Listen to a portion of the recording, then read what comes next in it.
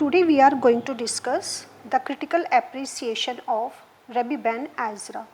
All the important points for the examination. I just explain one by one.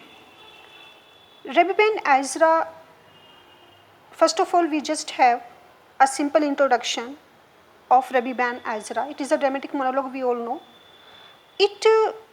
According to Hugh Walker, Rabbi Ben Ezra is one of the greatest poems Browning ever composed. It appeared in 1864 in his poetic volume. Dramatic Personae. Rabbi Ben Ezra was published in 1864 in his poetic volume Dramatic Personae, and it has been regarded as one of the greatest poems Browning ever composed by Hugh Walker. It is a dramatic monologue.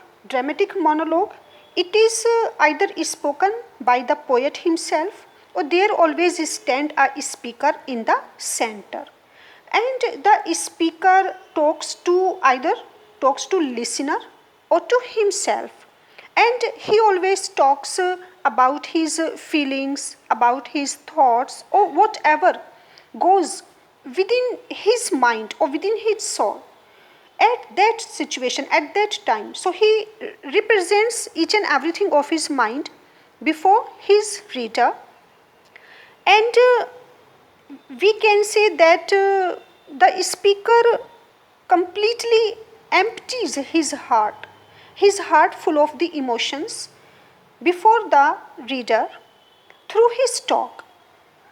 So it is a poem full of feelings, full of experiences, the views of the speaker, the thoughts of the speaker, and we can say that if he has some spiritual conflict, it is also represented through dramatic monologue.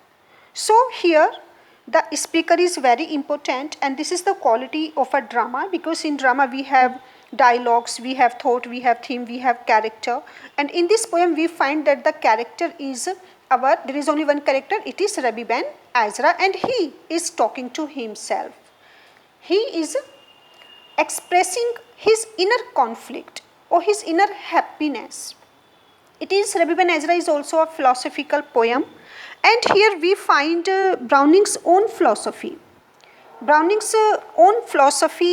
His religious philosophy, his spiritual philosophy. Browning represents through Rabbi Ben Ezra the philosophy of his life. So we can say that Rabbi Ben Ezra is the mouthpiece of Robert Browning himself. The poem represents, or it gives an idea of all that is highest in Browning's philosophy of religion, and all that is highest in his morality. Each and everything is presented through Rabbi Ben Ezra, so the complete philosophy of the poet himself. So it is also a philosophical poem.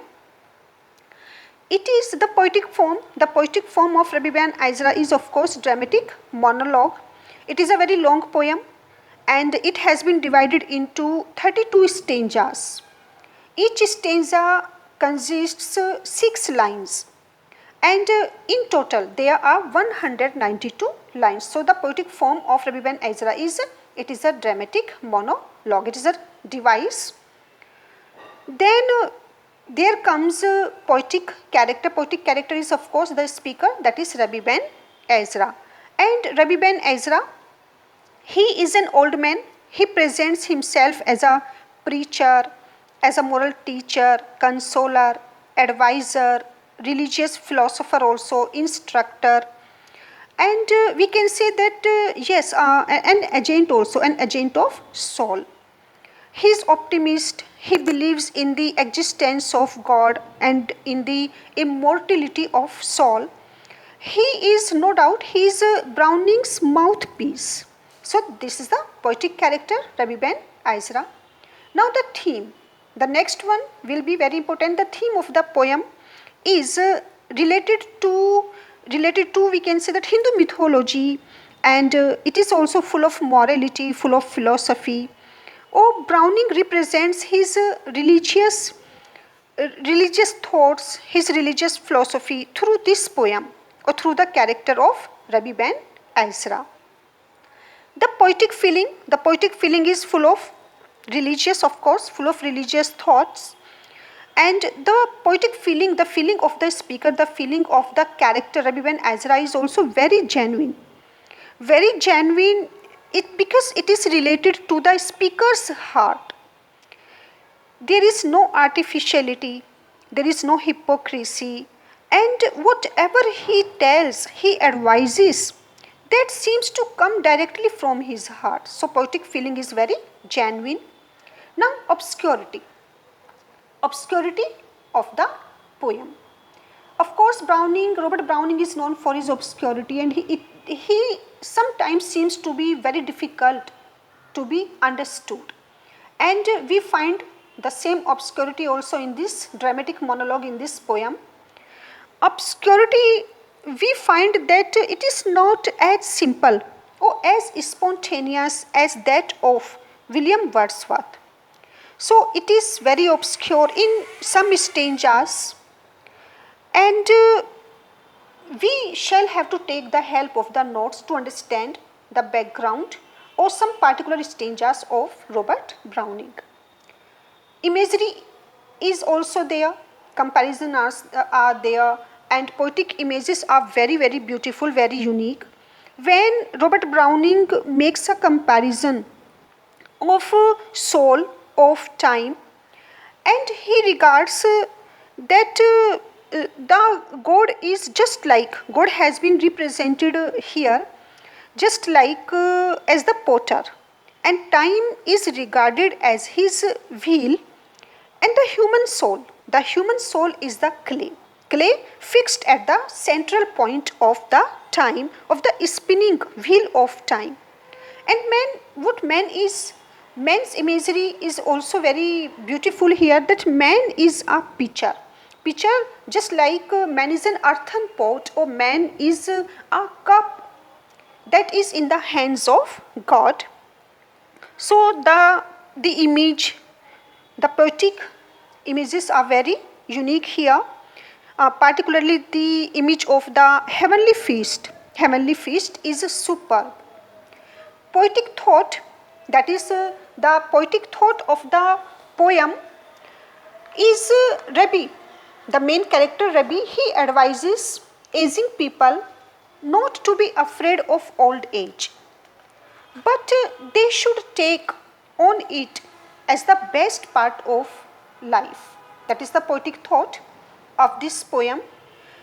Rabbi thanks God for all the knowledge, and the experiences he earned in his youth. So men should trust God and welcome age without any fear. Youth is known as a period of romantic imagination, hopes, fears, and wild desires. Man is not born only to eat and to have only fun, but he is superior to animal, and he is related to God by virtue of his soul. So we should be happy for it. And he also says the poetic thought in this, that we are the taker and God is the giver. All happiness, joy, sorrows, fortune, misfortune, everything comes only from God. And we should therefore welcome each misfortune, each painful experience, looking on it as the command, or regarding that the desire of God. Because this is the desire of God that comes and orders us to go ahead, not to sit or rest in vain, but we should move, we should go ahead, we should just try to perfect our soul through learning, through sublime thoughts. And for this, we should sacrifice all our worldly objects, our ambitions, our comforts. Means we should try to come out of our comfort zone if we want to make our soul perfect for the use of our God, our maker, our creator. As a young man, Rabbi saw God's power in the universe, and now in old age he sees his mercy, he sees his love, for all the human beings. Body and soul are two gifts of God to man, and both of them should work together for the good of each other. So the poetic thought, you have tell all the ideas, all the philosophy of Robert Browning presented in this poem, that old age is a period of calm and thinking for the good of each other. That is, old age is a period of rest, while youth is a period of struggles and efforts. Most people judge the worth of a person through his worldly achievements, but the real worth of man is spiritual progress. And in the eyes of God, it is the real progress of man. So men should ignore worldly minded men and should care only for God's judgment. Rabbi also says that both God and the soul exist and they both are eternal. God is the potter, time is his revolving wheel, and the soul is the clay on his wheel. So man should look up towards the heaven and God. He should place himself completely in the hands of God and reject all the worldly or all the earthly pleasures. He should remember his relation to God. Man should remember his relation to God. So Rabbi places himself in God's hands. He prays to God to remove all the hidden defects in his soul. Rabbi has full faith in his mercy, in his justice, and he prays to him to shape and to perfect the cup of his life according to his plan. So that was a poetic thought of the poem. The last one is a priceless jewel, a great poem, no doubt. Rabbi Ben Ezra is one of the greatest philosophic poem of the Victorian age, or in the English history, in the history of English literature or in English poetry. We can say, or we can call it a gem, a priceless jewel. It is a gem, and it is a poem for both. It is a poem for both for youth and for old alike. The general attitude of Robert Browning is for both kinds of person, towards youth and old age. It gives inspiration, grace to youth, and consolation and peace to old person. So no doubt that Rabbi Ben Ezra is indeed a priceless jewel in Browning's poetry. So all these were the important topics for the examination, and Rabbi Ben Ezra as a critical appreciation, critical analysis or critical estimate. So just try to keep all these important points in your mind for the examination.